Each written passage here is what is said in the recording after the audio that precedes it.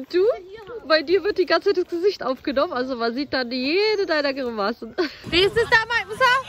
Abla, guck mal hier! Ey, mein großes Zeh! Wie, was ist das denn? Das ist Wasser!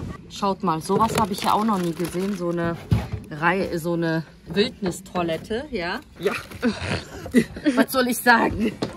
Abenteuer pur, ne? Hallo meine Lieben, hier bin ich wieder und zwar mit einem neuen Vlog. Vielleicht wundert ihr euch schon so, wo bin ich denn hier? Das ist ein bisschen anderer Hintergrund. Ja, da wundert ihr euch zu Recht, denn wir sind im Urlaub. Wir sind in Deutschland geblieben, machen aber Urlaub in Bad Saro. Das ist ungefähr eine Stunde von Berlin entfernt, also eine Stunde Fahrtweg hatten wir hierher. Wir sind hier ganz nah am Wasser, an dem Scharmünzelsee. Es ist sehr, sehr schön hier und ich dachte erstmal, ich werde euch die ersten Tage nicht mitnehmen können, denn ich hatte es schon in einem anderen Vlog zuvor angekündigt, dass wir ein paar Tage mit einem Kamerateam begleitet werden, und zwar fürs TV. Wann, wie und wo das Ganze ausgestrahlt wird, da könnt ihr mir gerne auf Instagram folgen, da werde ich das rechtzeitig ankündigen. Das wird noch eine Weile dauern, also frühestens Ende des Jahres oder Anfang nächstes Jahres wird es ausgestrahlt auf Vox. Wir hatten schon vor 2 Jahren da gedreht für die große Mehrlingsdokumentation. Wir hatten jetzt 4 Drehtage hinter uns. 2 weitere Folgen noch, da haben wir aber noch ein bisschen Zeit, das machen wir wahrscheinlich nach den Ferien. Aber ja, wir wurden da begleitet, deswegen dachte ich erstmal so, oh, ich werde die ersten Tage nicht vloggen können, nichts aufnehmen können, aber ich hatte das Glück und das Okay bekommen, dass ich doch ein bisschen mitfilmen darf und kann und ja, mit der Unterstützung von Medium, der Großen, haben wir doch ein bisschen was aufnehmen können. Vor allem natürlich auch für uns als Erinnerung, denn das waren wirklich sehr aufregende Tage. Dadurch, dass ich aber nicht viel reden konnte, sondern nur bildliche Eindrücke gefilmt habe, wollte ich hier jetzt nochmal auch euch das Ganze erzählen. Erstmal nochmal hier, wir sind hier für 2 Wochen, also genau genommen für 13 Tage hier in Bad Saro. Wir wurden am ersten Tag, am Abreisetag, das war der Sonntag, gleich morgens um 8 Uhr mit dem Kamerateam begleitet. Da hatte noch ein kleines gesetztes Interview. Hast du das drauf, ja? Ja. Ruhe bitte, Ton läuft. Und dann sind wir gegen 15 Uhr losgefahren und waren dann gegen 16 Uhr hier in Bad Saro. Wir sind hier in einem riesengroßen Haus mit 7 Schlafzimmern, fast 300 Quadratmeter, doppelt so groß wie unser eigenes Haus. Wie das Ganze hier aussieht, das könnt ihr dann im nächsten Vlog sehen. Das muss ich noch einmal durchfilmen, aber super, super schön hier. Wir haben hier mega viel Platz. Hier sind 4 Fernseher und so weiter. Die Kinder haben hier echt Möglichkeiten, sich auch ein bisschen aus dem Weg zu gehen. Wobei wir ja auch wenig hier sind, sondern jeden Tag auch was unternehmen. Und das seht ihr auch im nächsten Vlog. Hier seht ihr die ersten 3 Tage. Ja, wir sind dann losgefahren, waren dann hier angekommen, dann am späten Nachmittag, haben dann natürlich erstmal was gegessen, unsere Sachen ausgepackt, die Betten bezogen und das war es dann eigentlich schon von dem Tag gewesen. Und der nächste Tag fing dann auch schon gleich actionreich an. Circa 4 Kilometer entfernt von hier sind wir dann gefahren, also 10 Minuten mit dem Auto. Waren wir in einem super, super schönen Kletterwald, was auch ganz, ganz toll war. Es hat den Kindern mega, mega viel Spaß gemacht. Dazu seht ihr ja dann hier die Aufnahmen. Hey ihr Lieben, wie ihr seht, wir sind hier im Kletterpark und die Kinder, die haben mega Spaß. Voll viele haben sich nicht getraut. Ich kann jetzt nicht so viel filmen, weil wir haben ja das Kamerateam hier fürs Fernsehen und deswegen ja, trotzdem wollte ich jetzt ein paar Eindrücke für euch einfangen, dass ihr das sehen könnt, wie es hier aussieht, denn das Ganze bekommt ihr in dem Wochenvlog jetzt während unseres Urlaubs zu sehen. Alle Stahlseile, an denen ihr euch einhängen dürft, sind immer diese grünen Stopper drin. Ja? Gut. Die weisen euch zusätzlich auch noch den Weg. Die gehen nämlich immer von grün nach weiß. Und du? Bei dir wird die ganze Zeit das Gesicht aufgenommen, also man sieht dann jede deiner Grimassen. Hör mal. Ja. Hört man mich auch? Ja, ich glaube ja. Filmt es schon? Ja. Ja, filmt auch schon. Kannst nicht weg von der Kamera. War sehr, sehr schön, super witzig und selber so zu sehen, wie die Kinder über sich hinausgewachsen sind und über die Hindernisse gesprungen sind und über ihre Ängste hinausgesprungen. Also war super, super schön. Hallo. Komm, flieg in Papas Arme. Also komm. Also jetzt. Jetzt. 1, 2, 3. Komm. Komm, hau den Vater weg. Das ist deine Chance. Alles. Willst du einen kleinen Schubser? Willst du einen kleinen Schubser? Ja. Aber mit einem kleinen Schubser, ja? 1, 2, 3.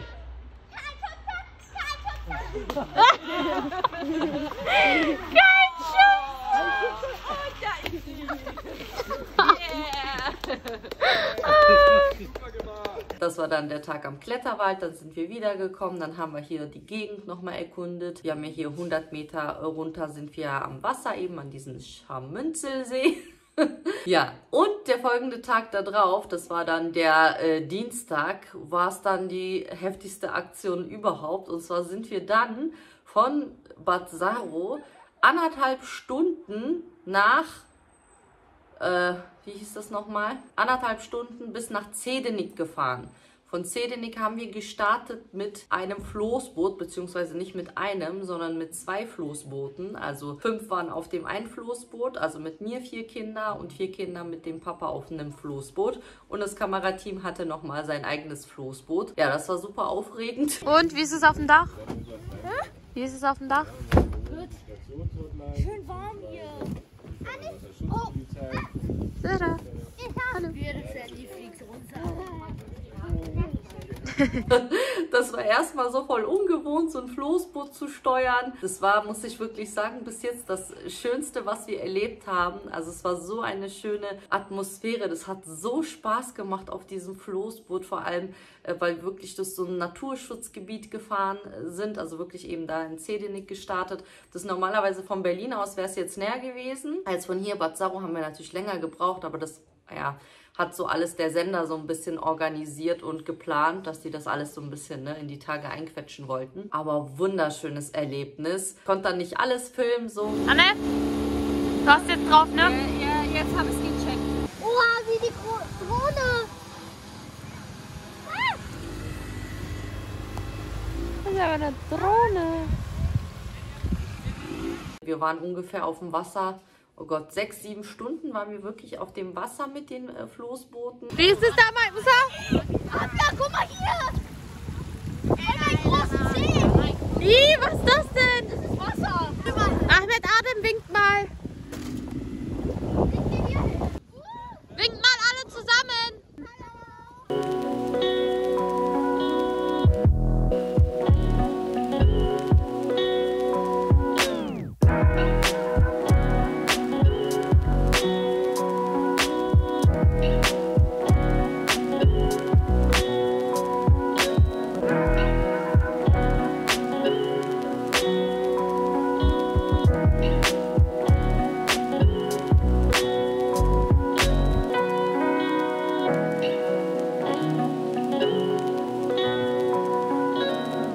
Meine Lieben, ihr müsst unbedingt das nachmachen, diese Floßboot-Tour. Das ist so ein Erlebnis für die Kinder. Unglaublich toll. Wir fahren hier durch ein Naturschutzgebiet. Es ist so schön. Die ganze Landschaft, so wunderschön, so ein tolles Erlebnis. Wir werden das auf jeden Fall noch einmal machen mit den Kindern. Ich denke, da kriegen wir nicht genug von. Also nächstes Mal nochmal ohne Kamerateam. Auch wenn ich finde, das jetzt nicht so gestört hat, der Dreh. Aber ja, ihr müsst das auf jeden Fall nachmachen. Ich werde euch mal, also falls ihr aus Berlin seid oder hier Umgebung, ich verlinke euch das Ganze mal in der Infobox. Aber echt eine tolle Sache. So ein Spaß, so ein schönes Feeling. Ja. Lass mal eure Füße kurz nachfahren. Ich weiß, dann werden die damit. Also, guck mal, meine Füße nicht so Ach guck, ihr habt geguckt. Ich hab ihren Namen gerufen. Haben dann Halt gemacht an einer Ziegenfarm und haben wirklich im Freien übernachtet. Wir hatten ein großes Tipi und eben die 2 Floßboote. Dort konnte man drinnen schlafen. Wir sind jetzt angekommen an unserem Schlafplatz. Also in der puren Wildnis, da laufen, vielleicht schaffst du noch daran zu zoomen, da laufen Pferde frei herum. Die waren gerade hier und haben Wasser getrunken. Da waren sie gerade dran, ne? Naja, die kommen vielleicht noch mal wieder. Auf jeden Fall. Ja, meins ist das nicht. Ich habe noch so ein bisschen Trauma von meiner Kindheit, da haben unsere Eltern uns immer ins Ferienlager gesteckt und ich habe das so gehasst, in so Zelten zu schlafen mit lauter Ohrkneipen und so weiter. Deswegen, meine Welt ist das nicht. Ja, aber den Kindern zuliebe gehe ich dieses Abenteuer ein. Hauptsache, die Kinder haben Spaß. Wir haben jetzt einmal Möglichkeiten, einmal auf den Booten zu übernachten. Ich zeige euch gleich mal, wie das Ganze aussieht. Dann haben wir ein Tipi aufgebaut. Schwenk mal rüber. Einmal können welche im Tipi schlafen. Dort drüben hat schon Papa den Grill angeworfen. Da grillen wir uns gleich Würstchen und so. Wir haben Besteck, wir haben Lampe, wir haben alles da. Wir haben sogar, ich zeige euch gleich noch das Reiseklo, auf jeden Fall. Ich schlafe bestimmt nicht im Tipi. Ich werde hier mit den Mädchen, wir passen hier, ich glaube hier zu viert, also in die Richtung so länglich. Da kommen Bretter hin, ich zeige das mal. Hier, da kommt so ein Brett. Die kommen hier zwischen. So, und dann die Isomatten machen wir so lang. Schlafsack und dann können wir hier übernachten. Das ist mir so ein bisschen angenehmer, habe ich das Gefühl, und geschützter in diesem Bereich als jetzt woanders. Dann ja, genau, ich zeige euch mal das Klo, kommt mal mit. Schaut mal, sowas habe ich ja auch noch nie gesehen, so eine Wildnistoilette, ja. Das ist hier setzt man sich da drauf, dann wird sein Geschäft verrichtet, dann kommt da so ein Pulver, das kennt ihr bestimmt von den Pampers. Dann kommt da so ein Pulver rein, das macht das Ganze wie in der Pampers so zu so eine Kügelchen. Und dann kommt der Deckel rauf. Deckel und dann kann man so richtig einrasten, dann ist das Ganze luftdicht verschlossen. Und dann hat man hier eben mehrere Teile davon. Ja, um seine Nöte in der Wildnis zu verrichten. Ja, was soll ich sagen? Abenteuer pur, ne? Eigentlich wollten erst die Jungs im Tipi schlafen und dann waren denen aber doch da zu viele Mücken und Käfer reingeflogen und haben dann gemeckert und dann haben wir doch uns extrem gequetscht und haben wirklich jeweils zu fünft uns in dieses Floßboot gequetscht. War eigentlich ganz gemütlich, aufgrund der Matratzen, der Isomatten und der Schlafsäcke war es eigentlich sehr, sehr gemütlich. Und es war wirklich Abenteuer pur. So, wir haben auch eine komplette Campingausstattung hier. Einmal aufmachen. Ups. Hier haben wir ein bisschen Geschirr, kleine Spülmittel sogar, Tassen, eine Tupper, hier Pfanne, Schneidebretter, einen Müllbeutel, alles vorhanden. In der anderen auch noch mal ein bisschen Besteck. Dann haben wir so einen kleinen Gaskocher, da werden wir wahrscheinlich bis morgen früh unseren Kaffee zubereiten, Wasser aufkochen. Hier ist auch noch mal Besteck und Teller und eine Zange. Sag mal, Papa, ob ihr noch eine Grillzange braucht. Hier ist noch eine, falls ihr eine. Papa, brauchst du noch eine Grillzange? Hier ist eine. Also ist auf jeden Fall super ausgestattet. Und ja, ich konnte halt wie gesagt nicht so viel filmen, weil immer auch der Stress mit der Kamera und so weiter. Am nächsten Tag sind wir dann aufgewacht, dann haben wir gefrühstückt gemeinsam auf dem Floßboot und dann sind wir rübergelaufen zur Ziegenfarm. Das war auch sehr, sehr schön. Also wie gesagt, allein so diese ganze Landschaft, Atmosphäre war super, super schön. Da waren ganz viele süße Ziegen und dann durften wir auch dort selbstgemachten Ziegenkäse probieren. Da gab es verschiedene Sorten, gab es einen kleinen Hofladen und dann haben wir eine kleine Käseplatte bekommen und den Ziegenkäse probiert, der super lecker war. Oh, guck mal den Flauschi dann. Ganz ruhig. Darf ich auch mal hin? Okay, Pause. Wir dürfen nicht mehr nehmen. Man kann da runterlaufen. Warte, ich gucke. Da könnt ihr richtig rein zu den Ziegen da vorne. Komm, rein.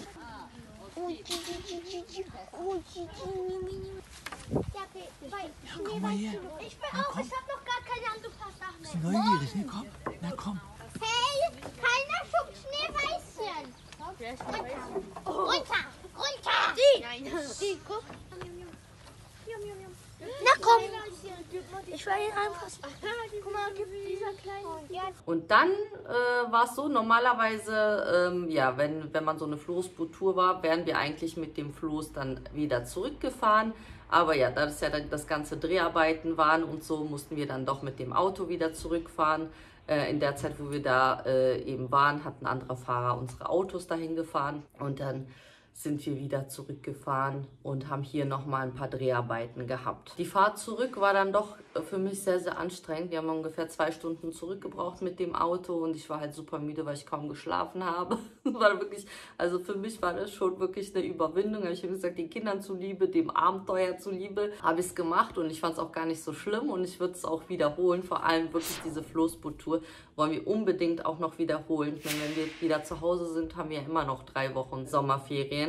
Und ich denke, wir werden Ende der Ferien diese Floßboot-Tour auf jeden Fall nochmal wiederholen. Ich werde euch in die Infobox nochmal diesen Link reinsetzen, von wo wir das gemacht haben. Die haben auch mehrere Stellen, von wo man mit den Floßen starten kann. Aber ich denke schon, dass wir dann nochmal von Zedinik starten würden, weil es eben dieses schöne Gebiet war, durch das wir mit dem Floß gefahren sind, durch dieses Naturschutzgebiet. Das war das Besondere, weil ich denke mal, wenn man so in Berlin durch die, ich weiß nicht, ob das ist Havel oder so, weiß ich nicht, ob das auch so schön wäre. Ich denke eher nicht. Deswegen also empfehle ich mal erstmal das von da. Da tue ich euch den Link rein. Genau, da könnt ihr mal vorbeischauen. Es war wirklich ein tolles Erlebnis. Also nicht nur für die Kinder, auch für uns. Und deswegen wollen wir das Ganze auf jeden Fall nochmal ohne dieses Hektik und drumherum mit den Kameraleuten nochmal erleben. Das werden wir auf jeden Fall wiederholen. Ja, und jetzt sind wir hier. Genau, das waren so halt die ersten 2, 3 Tage, also 3 Tage dann kurz zusammengefasst ein paar Eindrücke, die ich mitfilmen konnte. Und dann ab, was war denn dann, Mittwoch hatten wir den letzten Drehtag und ab Donnerstag war dann halt schon Ruhe. Und dann habe ich ganz normal schon jetzt vlogge ich schon ganz normal für euch. Und das bekommt ihr dann den Rest dann nächste Woche zu sehen, wie es hier eben aussieht. Und ja, was wir noch gemacht haben, wir waren ja schon auf dem See, haben Bootstouren gemacht. Wir haben uns Motorboote, Paddelboote und hier Ruderboote, wie heißt denn das, Kanuboote und so ausgehen. Es war super, also der See hier ist wirklich so, so schön. Es hat mega viel Spaß gemacht, aber das seht ihr dann alles dann nächste Woche. Also ihr müsst auf jeden Fall mit den Kindern so eine Floßboot-Tour machen. Also das empfehle ich euch wirklich vom Herzen. Der schönste Ausflug, den wir bis jetzt gemacht haben. Wir freuen uns, dass wir trotzdem eben das erste Mal eigentlich, ist ja eigentlich das erste Mal, dass wir so wirklich im Urlaub sind. Denn wir waren ja nur einmal in der Türkei, da waren die Sechslinge 2,5. Und das würde ich nicht als Urlaub beschreiben, denn wir sind einfach zur Familie geflogen und es war super, super anstrengend. Denn die Kinder waren noch sehr klein und da konnte man nicht viel machen. Also es war wirklich eher nur so ein Familienbesuch. Ja, das ist schon so der erste richtige Urlaub. Ein paar hatten mir schon auf Instagram so Fragen gestellt. Ja, wie ist denn das so, ne, mit Kopftuch und so? Ich meine, wir sind hier in Deutschland. Bad Saro ist eine Touristengegend. Also ich habe hier auch schon ein paar mit Kopftüchern gesehen. Da braucht ihr euch keine Sorgen zu machen. Ich war dann halt auch auf dem Wasser mit meinem Bikini und so und es ist hier überhaupt, also kein Problem, man wird hier nicht komisch angeguckt oder so, falls ihr euch das fragt, denn es gibt halt sowas, dass man sowas, ja, viele fragen halt sowas, die selber Kopftuch tragen, dass die manchmal so Angst haben, irgendwo hinzufahren, ja, dass man sich dann vielleicht nicht wohlfühlt, aber wir fühlen uns hier sehr, sehr wohl. Von daher kann ich das auch empfehlen. Ja, das war's eigentlich dazu. Den Rest vom Urlaub bekommt ihr dann nächste Woche. Ich hoffe, euch hat das Video gefallen. Wenn das der Fall war, dann freue ich mich natürlich, wenn ihr uns einen Daumen hoch da lässt. Auch gerne den Kanal abonniert und nicht vergesst, die Benachrichtigungsglocke zu aktivieren, um das nächste Video nicht zu verpassen. Ich wünsche euch alles Gute und bis zum nächsten Mal. Tschüss!